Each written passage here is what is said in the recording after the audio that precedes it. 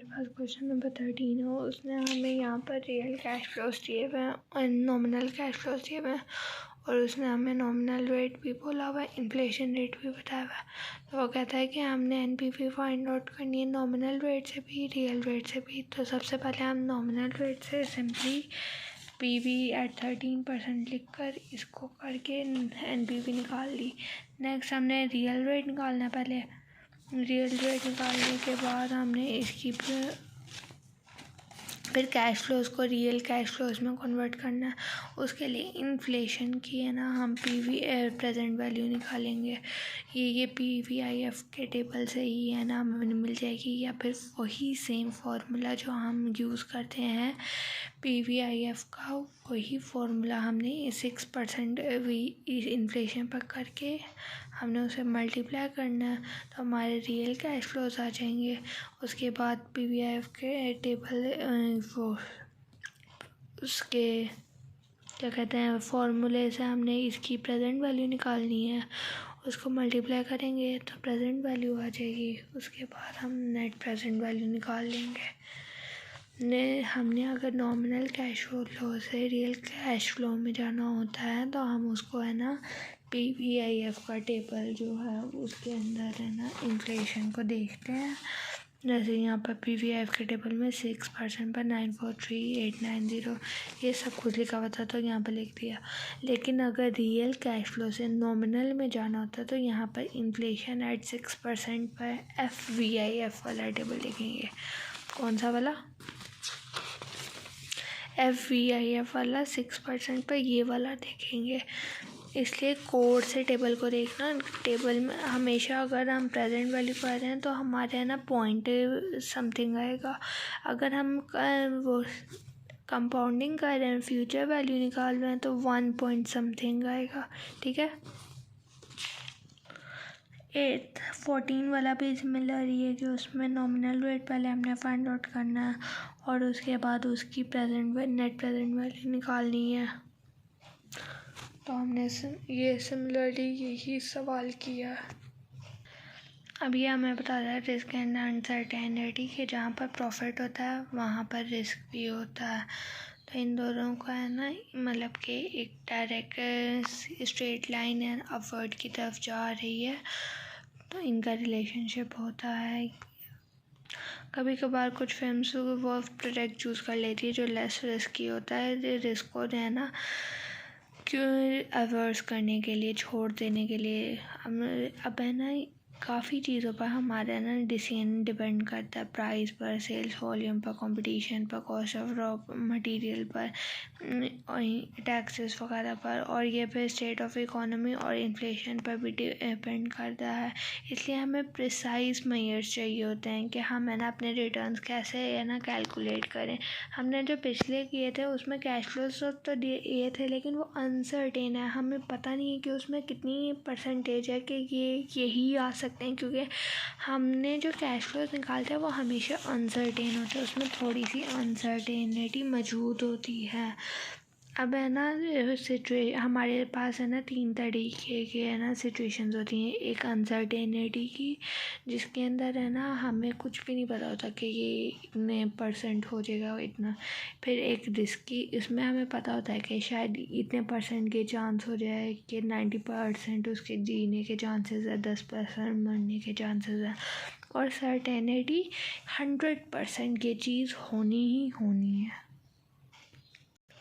अब जो है ना रिस्क में है ना डिसीजन मेकर है ना प्रोबेबिलिटी है ना पिछले है ना रिकॉर्ड से देख कर लगाता है, और फ्यूचर में है ना रिटर्न है ना जो सर्टेन होता है ना वहाँ पर तो कोई रिस्क नहीं होता है। इसलिए लीज परचेज एग्रीमेंट में है ना कोई रिस्क नहीं होता है।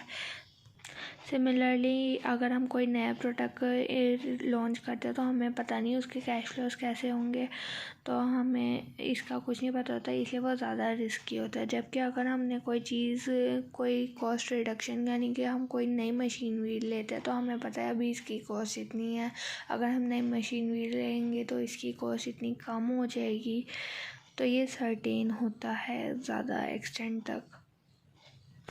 इसके बाद हमारी आ जाती है कि रिस्क को हम प्रिसाइज टर्म्स में है ना कैसे करते हैं, ये बिहेवियरल अप्रोचेस ऑफ रिस्क भी कहते हैं इन्हें। ये 2 तरीके की होती है, सेंसिटिवली एनालिसिस और सिनेरियो एनालिसिस। सेंसिटिविटी एनालिसिस में ना 3 तरीके की सिचुएशंस होती हैं, वर्स्ट, एक्सपेक्टेड और बेस्ट। इसमें सबसे पहले है ना प्रोबेबिलिटीज़ असाइन की जाती हैं कि ये इवेंट इतने चांसेस होगा और हमेशा प्रोबेबिलिटी का आंसर 1 में आता है।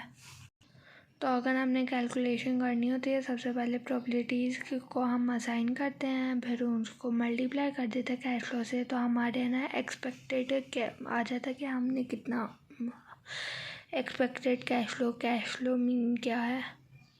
ये जो प्रोबेबिलिटीज़ होती हैं ये ऑब्जेक्टिवली भी असाइन हो सकती हैं या सब्जेक्टिवली भी। ऑब्जेक्टिवली है ना ज़्यादातर है ना बहुत ज़्यादा ऑब्जर्वेशन हो ना उसके लिहाज से होती हैं। उसके बाद सेंसिटिविटी एनालिसिस है ना हमें ये भी बताता है कि है ना हमारे पास कितने चांसेस है कि ये चीज़ ना है, वेरिएबिलिटी क्या है, कितनी है। फिर इसका हम ग्राफ के ज़रिए भी है ना बता सकते हैं कि रिस्क कितना है किसी प्रोजेक्ट में। जितनी लाइन है ना टेढ़ी मेढ़ी स्टीप होगी उतनी है ना रिस्क ज़्यादा होगा, और जितनी फ्लैट होगी उतना कम रिस्क होगा। उसके बाद हमारा आ जाता है सिनेरियो एनालिसिस। ये भी है ना सेंसिटिविटी की तरह 3 चीज़ों में डिवाइड है, बेस्ट, वर्स्ट और एक्सपेक्टेड। सेंसिटिव एनालिसिस में हम कहते हैं कि हम सिर्फ एक वेरिएबल को चेंज करेंगे, जबकि सिनेरियो में कहते हैं कि हम सब कुछ हर वेरिएबल को चेंज कर देंगे जो हमने पीछे पढ़े थे, सेल्स वॉल्यूम, टैक्सेस वगैरह। ये ना हमें ना रिस्क कॉम्प्लेक्शन प्रोजेक्ट्स में ना मदद देता है कि ना अगर इतनी ज़्यादा एकदम से आउटकम्स चेंज हो गए तो क्या हो जाएगा। लेकिन एंड पर प्रोजेक्ट सिलेक्शन अब मैनेजर के ऊपर डिपेंड करता है कि वो कितना रिस्क ले सकता है और वो क्या चाहता है ज़िंदगी में करना।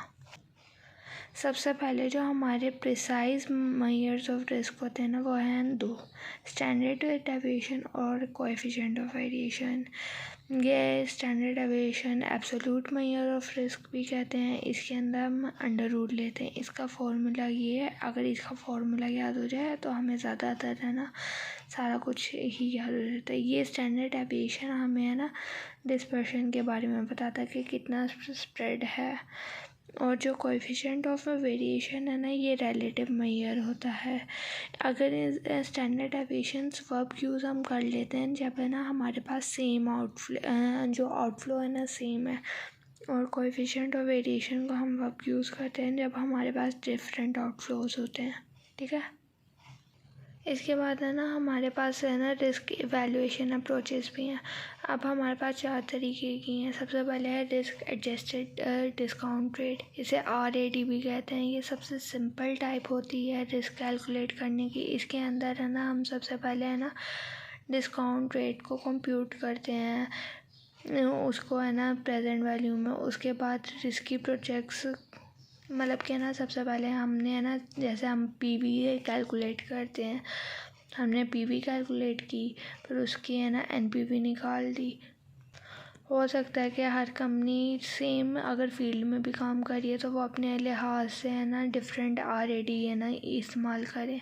ये अब कंपनी के ऊपर डिपेंड करता है कि उसकी इन्वेस्टमेंट कितनी है, वो कितना रिस्क ले सकती है। RAD की जब कैलकुलेशन भी 2 तरीके से हो सकती है, NPV और IR। कि अगर IR पॉजिटिव हो या NPV पॉजिटिव हो और IRR रेट से ज़्यादा हो तो एक्सेप्ट हो जाएगा प्रोजेक्ट, वरना रिजेक्ट हो जाएगा प्रोजेक्ट। इसमें है ना फ्यूचर रिटर्न्स की 2 डायमेंशन है कि है ना रिस्क है ना डिफरेंट हो सकता है हर साल का, क्योंकि हर साल मतलब कि आने वाले सालों में अनसर्टेनिटी ज़्यादा होती जाती है, तो हम है ना डिफरेंट रिस्क भी दे सकते हैं हर साल को। और इसके मेरिट्स होते हैं कि ये कैलकुलेट करना इजी सिंपल होता है, इसे समझना भी इजी होता है, और है ना ये लोगों को अच्छा भी दिखता है। डीमेरिट्स ये होते हैं कि है ना डिस्काउंट रेट आर्बिट्री है, मतलब कि हम कोई सा भी ले सकते हैं, ये सब्जेक्टिव ज़्यादा ओपिनियन पर डिपेंड करता है। इसलिए है ना हम, और फिर लोग कहते हैं कि इसके ऊपर क्रिटिसिज्म है कि वो कहते हैं कि कैश फ्लोज डिपेंड करते हैं ना किसी फर्म के, तो हमें कैश फ्लोज को चेंज करना चाहिए, डिस्काउंट रेट को नहीं करना चाहिए।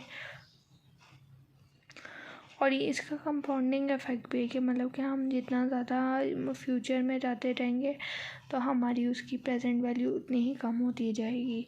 अगला है सर्टेनिटी इक्विवेलेंट अप्रोच। इसके अंदर है ना हमें ना डिस्काउंट रेट को नहीं चेंज करते बल्कि कैश फ्लोज को ना हम चेंज कर देते हैं। इसके अंदर हम एक सर्टेनिटी की इक्विवेलेंट कोएफिशिएंट निकालते हैं। ये हम रिस्कलेस कैश फ्लोज और रिस्की कैश फ्लोज होना तो हम उसे डिवाइड करके निकाल सकते हैं। सर्टेन कैश फ्लोज वो होते हैं कि मैनेजमेंट है ना अपने एक्सपीरियंस के लिहाज से ना सर्टेन हो कि इतने पैसे तो ज़रूर ही मिलेंगे, वो होते हैं riskless cash flows, certain cash flows. उसके बाद वो बता रहे कि है ना जितना रिस्क ज़्यादा होगा ना उतना कोएफिशिएंट कम होगा, क्योंकि इनका आपस में इन्वर्स रिलेशनशिप है।